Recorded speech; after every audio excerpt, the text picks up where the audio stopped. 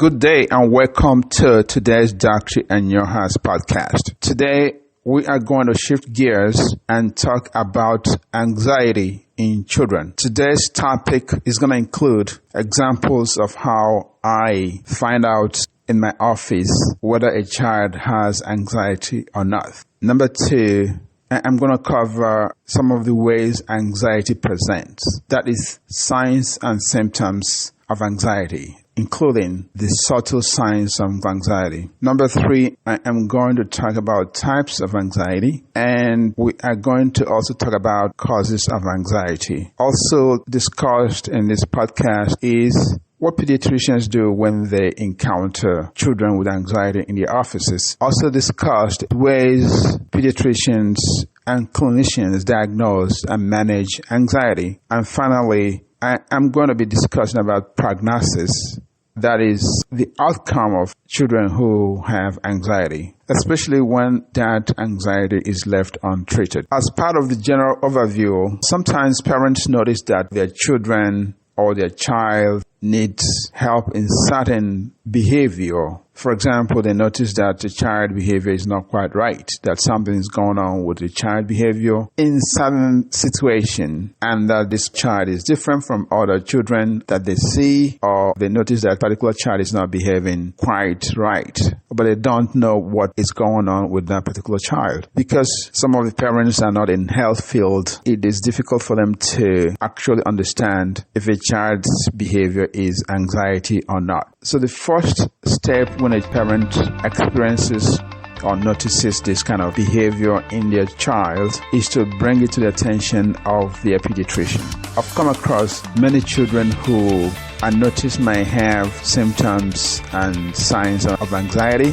The first example, this child that I saw many weeks ago who came in for a routine health visit, and unlike other children his age, or when I told him to get on the exam table for routine examination, just for example to measure his blood pressure or to check his ears and throat, this kid started panicking, started fidgeting and terribly shaking just to go to the exam table and sit down for routine exam, which is what I do every day.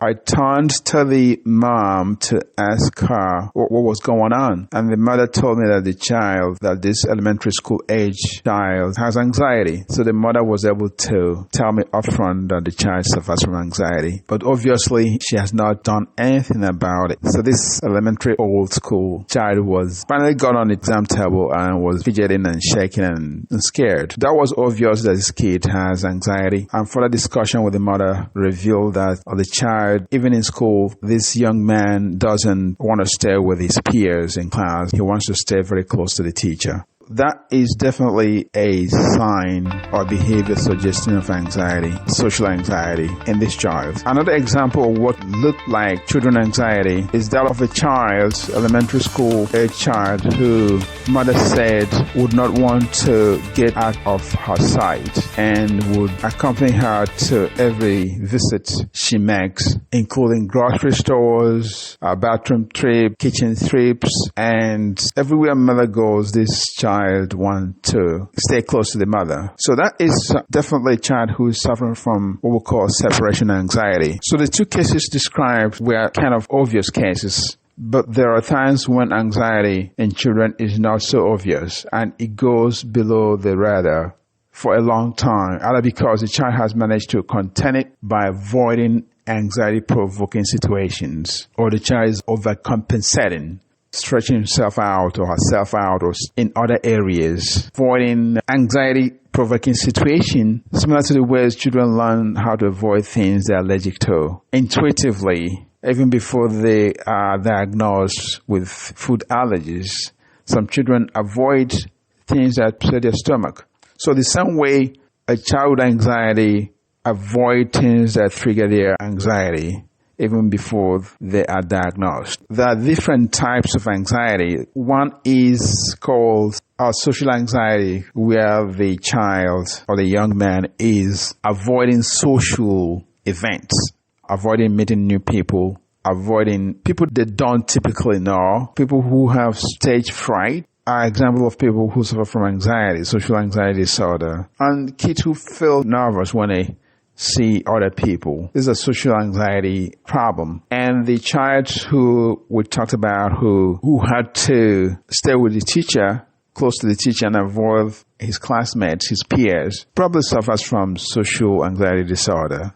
Another type of anxiety seen in children is called the general anxiety disorder. That is a child who worries too much. Everything bothers them. They worry about things that they don't have any much influence, or things that don't really directly affect them. They worry about their future. They worry about if things are going to go wrong. They worry about what others are going to say about them. They're constantly worried. It is difficult to contain their worries, to reassure them. It's very difficult. So this could be a problem that could affect daily routine activities. Children are not supposed to worry so much that it affects their daily interaction and activities. Another type of anxiety is called separation anxiety, which we've alluded to about the child who does not want to separate from his mother. So children with separation anxiety feel emotional and anxious if their family member or their mom, their dad is leaving the house or going away for some time. They worry about sleeping alone. They worry about something's going to happen to them if mom or dad is not there. They worry excessively, and reassuring them does not help. It becomes problematic when a child worries too much to the extent that nobody could reassure them, that they're difficult to reassure. Panic attack, on the other hand, is a type of anxiety which is very common, especially in adolescent and young adults age group. And it comes suddenly, sometimes without warning, and the child or the patient is having difficulty in breathing, shortness of breath, chest pain, dizziness, tingling sensations in their hands, and feeling like they're going to faint. Many of these kids will end up in the emergency room because a panic attack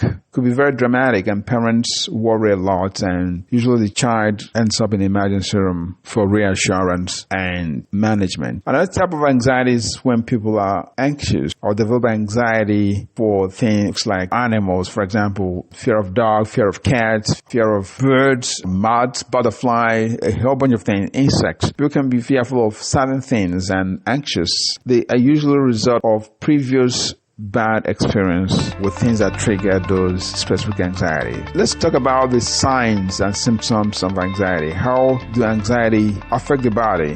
When somebody suffers from anxiety, it affects both the physical and emotional state. The physical state, they can be stressed out, their heart could be beating. Talked about shortness of breath, nausea, they feel sick, throw up, sometimes confused. Anxious people can be very combative. Some of these emotional reactions is to overcompensate for the way they're feeling. And of course, we talked about worries, too much worries, and avoiding things that trigger the anxiety. It is important to point out that a lot of us have worries, things that worry us here and there, now and then, and it comes and goes away. But when people worry for a considerable long time, for weeks, months, and it begins to affect their way of life, their daily activities, and for kids, their schoolwork, the ability to play with other kids, to interact with other kids, to engage with other kids, it becomes a problem because then they're going to make friends. And making friends and playing with other kids are very important to children's social-emotional growth and development. So we're not talking about one episode of a child being scared or one episode of a child who cries because their mother or their father is gone away. No, we're talking about behavior of this sort, avoiding people, freaking out when they see peers, not socializing, avoiding uncles, avoiding grandparents, avoiding aunts, avoiding family members could be all signs of anxiety in children. In my clinical experience, I think the onset could be very early, even when children are 2 years old, 3 years old, when they're toddlers, they could begin to have these signs and symptoms of anxiety. So it's for parents to be on the lookout for subtle signs of anxiety in their children. A toddler who wouldn't play with his peers, who avoid his peers, who's afraid of interacting with his peers,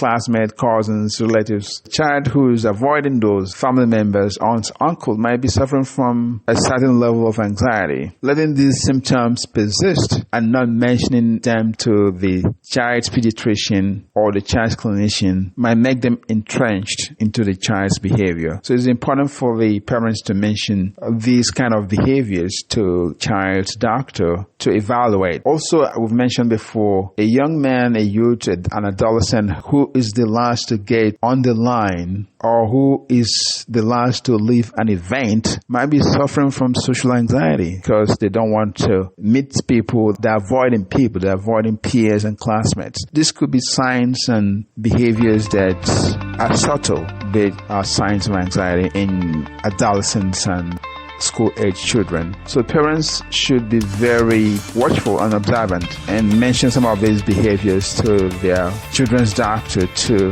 get them evaluated for anxiety. Now, what are the causes of anxiety? There's no known definitive cause of anxiety, but there are certain theories, certain things that we know might predispose children to anxiety. So if you consider the fact that sometimes when we plant a flower, unfailingly, there will be some weeds growing around flower. That could be the same with some kids regarding anxiety. It's part of developmental process that has to be corrected. Just like the weeds around flower has to be uprooted and thrown out. Some of these anxiety could be corrected as the child grows. Another theory is that for some reasons, some kids are not able to differentiate between real threat and imaginary threat. As humans, we are supposed to be aware of surrounding threat and avoid them. Another possibility as to the cause of anxiety is when parents perpetuate threatening environment all around the kids. They see everything as threatening. They see other people as threatening. They see situations as threatening. And they model children to see situation as threatening. And hence the child perhaps cannot differentiate between imaginary threat and real threat. Everything is threatening because mother or dad said so. Anxiety tends to run in families, which might have a deep, long origin, perhaps due to forgotten and generational family trauma at a point in time, which parents and children have forgotten but maintain as a source of anxiety. Sometimes we do things without knowing the reason why we do that and without knowing the origins. Also, children tend to take cues from the parents. And I see this in my office when a child is getting a vaccination. When the parents feel threatened, the child feels threatened. When the parents show discomfort, the child feels uncomfortable. So the child is always reading parental cues for how to behave and how to react to environmental threats. And there are also probable environmental causes of anxiety. For example, a mother once reported to me that after hearing gunshots in their neighborhood, her toddler has been hiding under the bed and insisting that she sleeps on the same bed with mother. This demonstrates how environment, whether it's school, playground, daycare setting, recreational settings, anywhere, could set a stage for childhood anxiety. What the child does is to exaggerate or extrapolate the trigger situation to his or her environment. In other words, the child, even though the environment that triggers anxiety is in a particular place, but then the child exaggerates or extrapolates this anxiety to other environment. Another cause of anxiety which we always, as clinicians, look for is child maltreatment or child abuse. Children who are abused or who have been abused tend to have anxiety. So it's part of evaluating a child just to make sure there's nobody around who has been abusing the child. But I don't see that very frequently in my clinical setting. Most of the kids I see who have anxiety not related to child abuse or any child maltreatment. But it's always something to worry about when a toddler, a child, or young children, adolescents have anxiety. You want to make sure that nobody is maltreating them. Let us now examine what pediatricians do when a mother or a father, a caregiver, brings in a child because of anxiety or talks about a child with suspect anxiety, what do? Well, it depends on a particular pediatrician. Usually pediatricians are very general. A pediatrician might be broad in their practice, but they may not be very knowledgeable in treating children with anxiety. But the first thing is to raise the issue with your child's pediatrician. And if that pediatrician is not knowledgeable or does not have resources to address the child's situation, the pediatrician might refer you to a pediatrician who is knowledgeable and competent to diagnose childhood anxiety and to help the parents to manage childhood anxiety. Part of the process of diagnosing child anxiety, of course, is to listen to our parents' observation, parents' concerns, and of course to observe the child yourself in your office, just like I did with those two kids I shared with you at the beginning of the podcast. One was shivering and fidgeting just because I've asked him to get on the exam table, which many kids do easily, and also avoid staying with his classmates and wants to stay close to the teacher. So that is elements of anxiety. Getting the details of what is going on in a child's life through pediatrician's observation, the parent's observation, and of course the child's observation of his behavior is also important as well. And usually there are questionnaires meant to evaluate whether a child has anxiety or not. These questionnaires, there is one for the child, if child is at the age where they can understand, read, and respond to questions. Is a list of 41 items which the child has to answer or provide answers to. And there's a parent version of the same questionnaire that parents will have to answer what the observation regarding the child's behavior and some of the child's skills and what the child's like to do. And the questionnaires will be summed up, will be totaled, and a score is given. And when a score rises to a threshold of anxiety, then the pediatrician makes the diagnosis of anxiety, or at least makes objective diagnosis of anxiety. Once that is made, then the next thing will be to find a treatment for the child. There are two levels of treatment. One is a therapy called cognitive behavioral therapy. Another level of treatment management is to medicate the child, to give the child some medications for anxiety. You can also combine the two, both cognitive behavioral therapy and medication as well. These are levels of management that a child with anxiety undergoes to help them with their anxiety. In cognitive behavioral therapy, what happens is the therapist helps the child to ease into their anxiety-provoking situation, find a way to ease into those situations that trigger anxiety. These therapists are very good and well-trained in what they do. Cognitive behavioral therapy is outside the scope of most pediatricians. They would refer this patient or this child to a clinician, practitioner who does cognitive behavioral therapy. Pediatrician might offer some medication after diagnosing the child with anxiety. A combination of therapy and a medication is what works the most. Some parents will prefer just the therapy, which is cognitive behavioral therapy, like we said. Other children will benefit from both therapy and the medications. And sometimes, if the therapy is not available, the medication can also be effective in treating childhood anxiety. The reason why it is good to address these issues is because childhood anxiety does not go away untreated. It might go under the radar. The child might try to cover it up by avoiding the anxiety triggering provoking situations. The child who avoids situations will have limited friendships, will have limited capacity to attain their full potential. More so, they are susceptible to a depression and also susceptible to suicidal ideation. Imagine a situation where you are constrained. Your world becomes smaller and smaller as you get older. The child's world will continue to narrow. It's always good to address these issues and get them resolved.